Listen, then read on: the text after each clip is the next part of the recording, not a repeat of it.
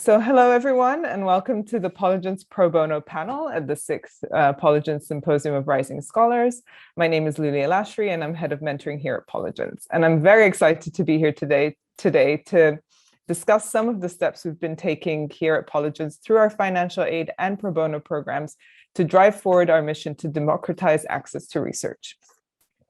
As many of you know, we strive to offer financial assistance through a need-based system here at Polygence. And to help us do so, we've actually established the Polygence Scholars Foundation, which some of you may have seen. When you entered the lobby, there's an option to donate to it when you log in. So that's the Polygence Scholars Foundation. And the foundation money is used entirely to help students who need to be paired with a top research mentor, and that this mentor will help them conduct their 10-session Polygence research project, which is a standard Polygence project. However, we also have established different ways to advance research and provide mentorship opportunities to underrepresented minorities through more specific partnership programs. And in today's panel, that's what we'll be focusing on. So I actually prepared some slides that I would like to share with you because I think it'd be great to have some visuals to go along with what Nehemiah and hopefully Knowledge and I will be talking about. So let me find those.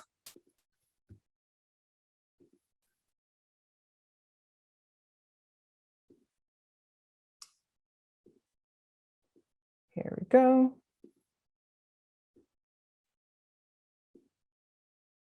Can everyone see my slides? Great. So today we're actually going to be talking about the Polygence Women in STEM Queen Elizabeth High School in Harare pro bono project that was actually launched in February and that will be running through to October 2022. And we are lucky to have with us today Nehemiah Guillaumetre, who is actually one of the 30 women in STEM Polygence mentors who volunteered their time to work with us. And hopefully Knowledge Chikundi, the teacher who brought all of us together. So I'm going to introduce Nehemiah first. And Nehemiah is a PhD candidate in chemical and biological engineering at Princeton University. She received her BS in chemical engineering from Columbia University. And her research, I have to read this because it's complicated, but very interesting. Her research involves studying the degradation of plastics and ways to enhance the properties of microgels for various applications, which includes, but is not limited to, water purification and production, atmospheric moisture harvesting, controlled drug delivery, and artificial skin, as well as wearable flexible devices. So welcome, Nehemiah. Could you maybe start us off and talk to us about your experience here with the Polygence Women in STEM Queen Elizabeth High School in Harare? I know you joined us as a mentor back in May, so perhaps you can just tell us a bit about how things proceeded from there. Sure. Thank you for the introduction, Lily. As Lily has said, all of my background and everything, I first heard about Polygence through an email blast, I believe. And so from when I first heard about it, I looked into it and I was really excited about the mission since it was geared towards helping students who usually do not have this access to science and all of these cool opportunities, but yet who are interested in these topics. And so I first started with Polygence in May.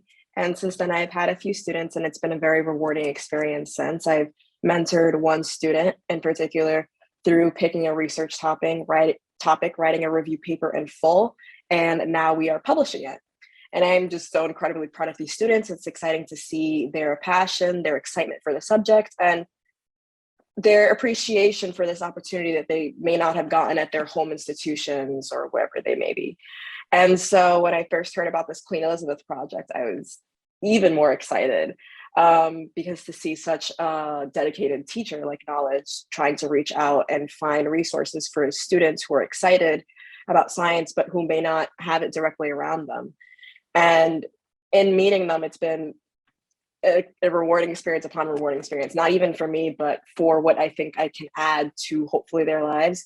We've had a few meetings, a few first set the program up, and then to kind of introduce to the girls. And then there's been meetings to talk about the various topics. I've been at a lot of the preliminary meetings, and it's been really nice to see the girls say how all they want is to just better themselves, better their family. They just want to go out and learn. They want an opportunity to come to America, the land of opportunity to them. And their excitement and just hearing of how to make that happen, they're willing to put in the work, they're willing to stay and study. And it's just really nice to know that I can play a part in helping them in their journey to like whatever greatness that they can achieve on their own, with proper resources. So yeah. Thank you, Nehemiah. Knowledge still hasn't joined us, so maybe what I can do is give you all kind of an overview of what the project is, what its main objectives are, and how we're hoping to fulfill those objectives with the help of mentors like Nehemiah and, of course, with Knowledge. So the main objectives of the Polygence Women in STEM project with Queen Elizabeth is actually to connect young women in STEM with mentors like Nehemiah who can guide them. We also hope to have them be exposed to new perspective, insights, and research. As Knowledge said to me on our first call, I want their minds to be opened. And I think this is an exceptional opportunity for them to have their minds opened by these amazing mentors that we are able to match them with. And then finally, helping them kind of achieve their long-term goals. As Nehemiah said, many of them are excited at the prospect of graduating from high school and applying for scholarships and admissions to US colleges. And so the way that we designed the project was for it to have three main parts. The first part is a series of mentor panels. There's actually 15 mentor panels. Each panel has 2 mentors specialized in different areas of STEM. They come once a week to meet with the girls on Zoom when the connection is good, and they discuss their own scientific journeys and also their research. They do so through a series of slides that really describe exactly what it is that they went through, how they went through it, and kind of field any questions that the girls may have.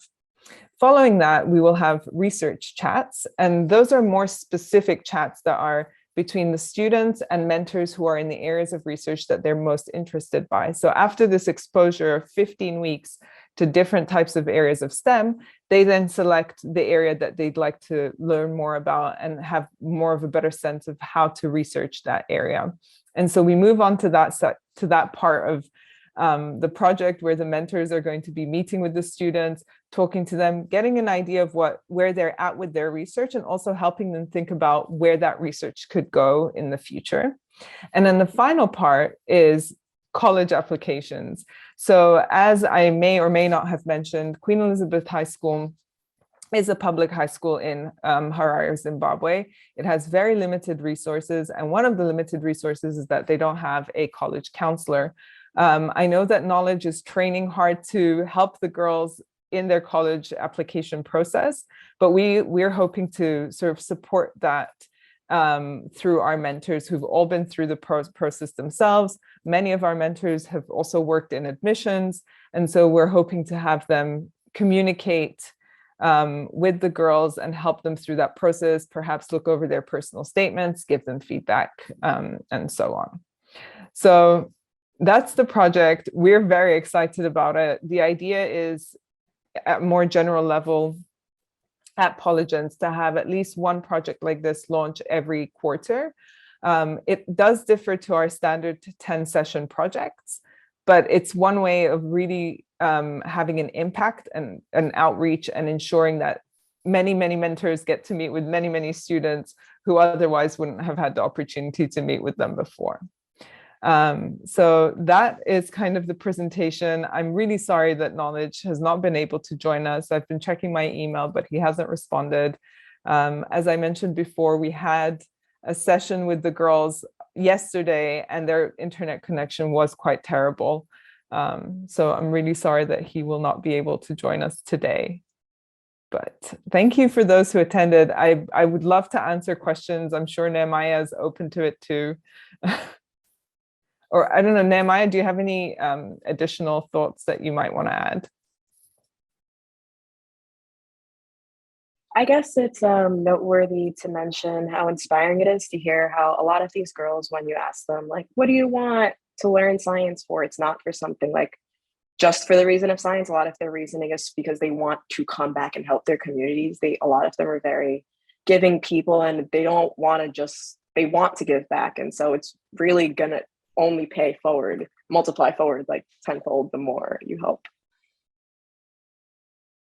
Yes, that's an excellent point. They've all sort of expressed and a willingness to learn from others, but then to come back and help their communities, which is really, really important, I think, and very noble. I was also wondering, actually, Nehemiah, if you have any thoughts on how we can make the Polygence program even more accessible to more students? Like, obviously, we're in it every day, you know, running the program and matching students and mentors. But I was wondering, like, from a mentor's perspective, like, do you have any thoughts and ideas on how we can widen our reach even more?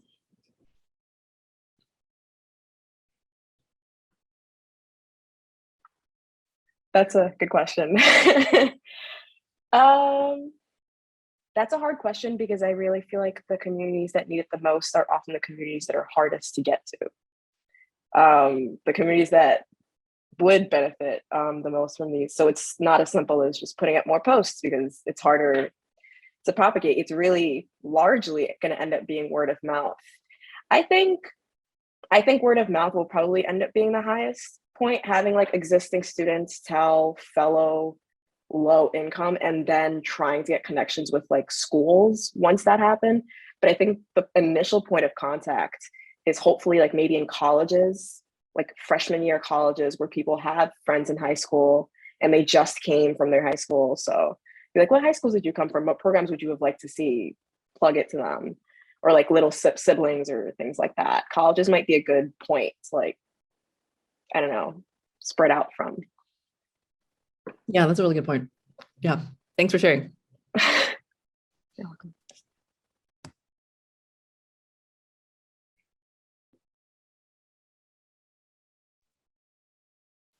Any other questions or thoughts?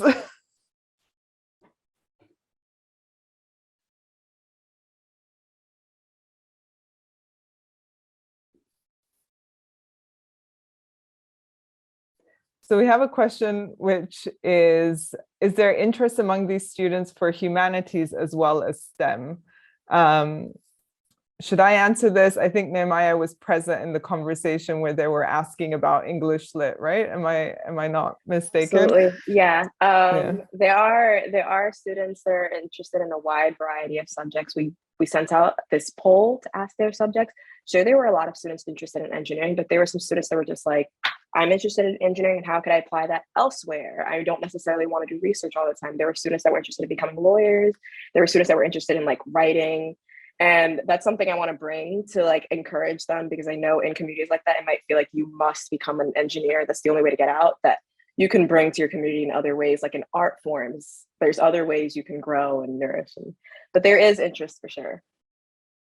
Yeah, and we're also very lucky to have mentors like Nehemiah. I think all 30 mentors are really good at like thinking about how to nurture their interests and to not limit them to just like the engineering panel that they're going to be listening to. So that's really exciting.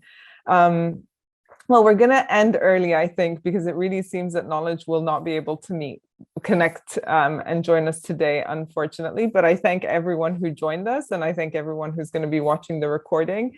And if they have any questions, please feel free to reach out to me or to Team Polygence in general. We're always excited to talk about these things and to think through new ways to extend our outreach.